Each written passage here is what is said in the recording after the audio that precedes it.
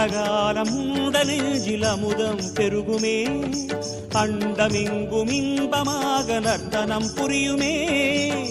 நந்தியின் கொம்பின் இடையினில் ஆடும் நாகாபரணன் அபிநயமே, நந்தியின் கொம்பின் இடையினில் ஆடும் நாகாபரணன் அபிநயமே.